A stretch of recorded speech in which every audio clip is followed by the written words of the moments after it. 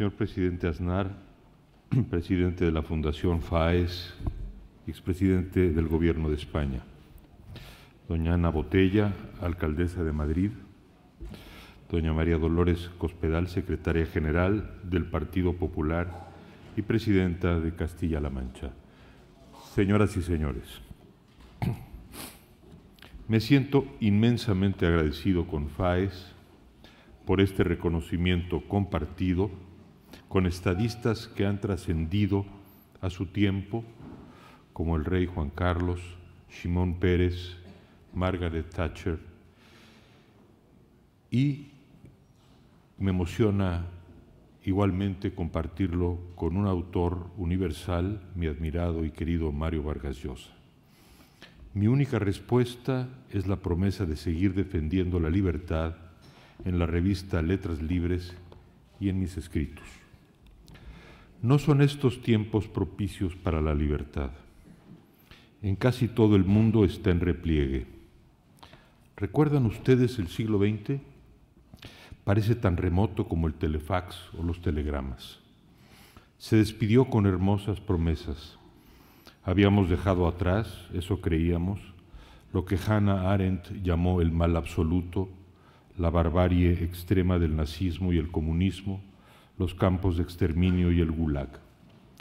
La Unión Soviética, que pocos años atrás parecía doblegar a las débiles democracias occidentales, había declarado abiertamente, caso único, su quiebra histórica. Y no se detenían ahí los prodigios. ¿Quién anticipó el paso de la China de Mao a la de Deng Xiaoping? Nadie, y sin embargo ese tránsito inverosímil del Estado total al mercado global ocurría frente a nuestros ojos. A la libertad política, es verdad, le faltaba recobrar y conquistar espacios, pero el triunfo del libre mercado parecía ya irreversible y otras libertades morales, sociales, sexuales, civiles, abrirían muy pronto sus propios cauces. Y así fue, por fortuna, en muchos casos, pero esperábamos mucho más. Esperábamos que el siglo XXI cumpliera el célebre título de Benedetto Croce, la historia como hazaña de la libertad. El azar gana a veces la partida. El azar y esas vastas fuerzas impersonales de las que hablaba con horror y resignación T.S. Eliot. Desde el subsuelo mismo de la historia reapareció el fanatismo de la identidad religiosa con el designio de imponer al diverso yo de la democracia la obediente uniformidad de un nosotros teocrático. Nadie lo probió, ni siquiera Isaiah Berlin y Karl Popper, los grandes profetas de la libertad. En unas conferencias transmitidas por la BBC de Londres en 1951, que comenzaron a cimentar su fama pública, Berlín se refirió a 6 enemigos de la libertad: Helvesio y su racionalismo mecánico, Rousseau y su teoría de la voluntad general sobre la voluntad sumada de los individuos, Fichte y la mitología de la nación alemana, Saint-Simon y sus rígidas sociologías, Hegel y su teología de la historia, y Joseph de Maistre con su encomio de la tradición y el poder. Años antes, en el famoso libro La sociedad abierta y sus enemigos, Karl Popper había trazado la misma genealogía, pero remontándola hasta Platón y culminando con Hegel y con Marx. Ambas críticas hicieron un formidable servicio a la causa de la libertad y ambas se sostienen en nuestro tiempo. Pero los enemigos que combatían eran puramente ideológicos, no religiosos. Ni Berlin ni Popper sospecharon que la razón liberal, nuestra razón, tuviese que enfrentar un regreso violento de la religión a la esfera política global. Y creo que no me equivoco en afirmar que ninguno de los pensadores de la libertad, de los grandes pensadores de la libertad en Occidente, Raymond Aron, José Ortega y Gasset, George Orwell, Bertrand Russell, Daniel Bell, Albert Camus, Octavio Paz, previó la vuelta de la historia que dio comienzo el 11 de septiembre de 2001 y cuyo fin aún no se avisora. Fue un bloqueo de la mirada histórica que al menos no ocultó el carácter violento y opresivo de otros fanatismos de la identidad, raciales, nacionales, evidentes en las guerras de limpieza étnica en los Balcanes o los genocidios de África. En otras palabras, no ocultó el fanatismo de la identidad llamado nacionalismo y racismo. Y tampoco impidió constatar el surgimiento de nuevas formas de dominación en regiones como América Latina y la Unión Soviética, herederas de viejas culturas autoritarias. Cobijado por el mito de Fidel Castro, en América Latina reapareció en Hugo Chávez la enésima mutación del demagogo, del caudillo populista, del redentor. Y en Rusia, los siglos de ortodoxia y el zarismo reconstruyeron un ícono viviente, Vladimir Putin. La libertad en el siglo XXI enfrenta esos desafíos y muchos otros, como la paradoja china de un capitalismo de Estado sin libertad política. Ante esos nuevos adversarios y antiguos adversarios, la libertad occidental, su concepción, su práctica, no puede ni debe desfallecer. El repliegue debe de ser temporal, para tomar fuerzas, para adquirir perspectiva histórica, para imaginar con creatividad nuevas soluciones más realistas, más prácticas, a las nuevas formas de opresión y a los problemas ancestrales de pobreza y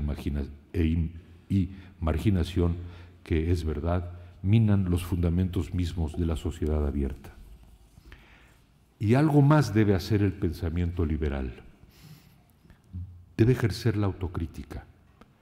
La propia libertad económica conspiró contra sí misma, provocando, en su falta de reglas, de límites, una crisis que hizo más por desprestigiar las virtudes del mercado que todas las ideologías totalitarias juntas.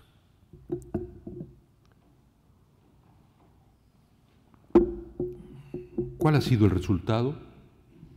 La libertad está sobrevaluada, comenzaron a propagar los cínicos de siempre o los nuevos escépticos, con el efecto previsible de anestesiar la indignación ante la injusticia y abandonar a su suerte a quienes padecen ahora mismo la opresión y el ahogo de las libertades. Pienso en los jóvenes de Venezuela, pienso en su soledad. Ellos no necesitan lecturas liberales. Ellos conocen de manera inmediata el significado de la libertad, porque la libertad, como el aire, solo se vuelve tangible, se palpa cuando falta. Pero a ellos, ¿quién los escucha? Escuchémoslos nosotros. En esta ocasión tan significativa para mí, quisiera enviar un saludo solidario a esos valerosos jóvenes venezolanos y unir mi voz a la de quienes en foros diversos, incluida las Naciones Unidas, han exigido la libertad inmediata de Leopoldo López, preso político del régimen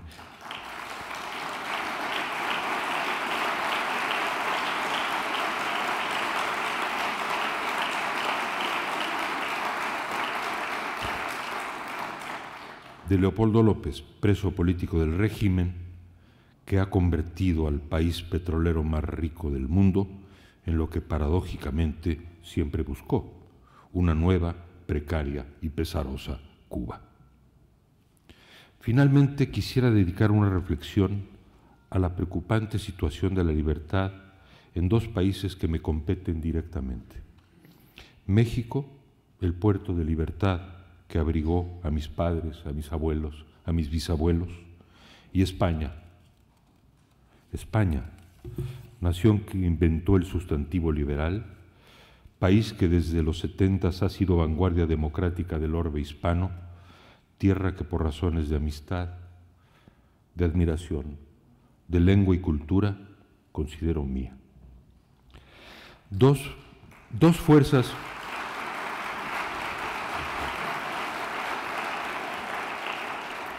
Dos fuerzas terribles y convergentes amenazan la libertad en México: la corrupción y el crimen.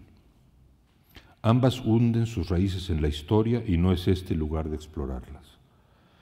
Pero es un hecho doloroso que la democracia, que descentralizó el poder, que liberó las energías políticas y cívicas del mexicano, tuviera el efecto centrífugo de alentar también poderes oscuros que ahora imponen su ley sangrienta en algunas zonas ya intransitables de México.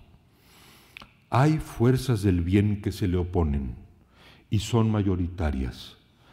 Las decenas de millones de mujeres y hombres que trabajan honestamente y que esperan mejorías tangibles de las importantes reformas que se han aprobado en los ámbitos de la energía, la educación, las finanzas y las telecomunicaciones. Pero la vieja corrupción se ha refugiado en estados y municipios, en algunos de ellos, hay que subrayar, en algunos de ellos, y ha establecido una alianza natural con el crimen y el narcotráfico. De este infierno no hay salida fácil. Hay que vertebrar casi desde el origen un Estado de Derecho que no solo respete y haga respetar las leyes y libertades, sino lo más preciado, que haga respetar y respete la vida misma. No sé cuánto tiempo nos llevará la tarea, tal vez una generación, pero es una batalla que se puede ganar y se va a ganar, no tengo duda. El respeto a la vida y el Estado de Derecho me lleva a proponer una modesta reflexión sobre España. Después de una terrible guerra civil, después de décadas de una férrea dictadura, España hizo un pacto consigo misma. Un pacto de civilidad que provocó la admiración del mundo y, no lo olviden, por favor, fue el catalizador del cambio democrático en América Latina. La civilidad a la que me refiero no es algo abstracto. Se manifiesta, por ejemplo, en el respeto a la vida individual que se advierte en hechos aparentemente nimios, como por ejemplo la indignación ante cualquier crimen pasional que llega a las primeras páginas de los diarios.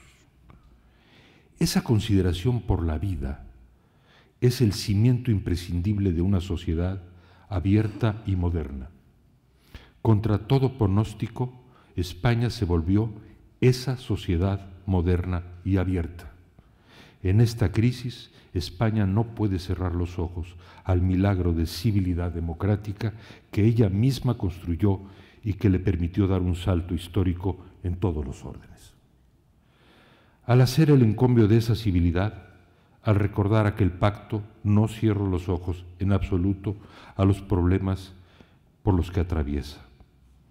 Pero es mi deber de amigo advertir los riesgos del populismo que veo crecer en España, sobre todo entre la gente joven. Ya vimos en la Argentina peronista esa película. Ya vimos su más sombría versión en la Cuba de Fidel Castro. Y ya vimos, y la seguimos viendo en tiempo real, en la Venezuela destruida por el chavismo. A ese horror, hecho de humo y mentira, lleva el populismo. Destruye por generaciones la noción misma de civilidad, instaura el culto a la personalidad, empobrece a las naciones, envilece la vida pública y parte en dos mitades irreconciliables a la sociedad. La sensatez debe privar sobre la desesperación en España. Es la batalla definitiva por la libertad. Se va a ganar, la vamos a ganar, estoy seguro. Gracias a FAES una vez más por este premio tan preciado. Gracias por permitirme abrazar a tantos amigos entrañables. Con ustedes, para ustedes, recuerdo ahora el legado de Octavio Paz y la tácita promesa que le hicimos sus amigos y colaboradores: vivir por la libertad bajo palabra. Muchas gracias.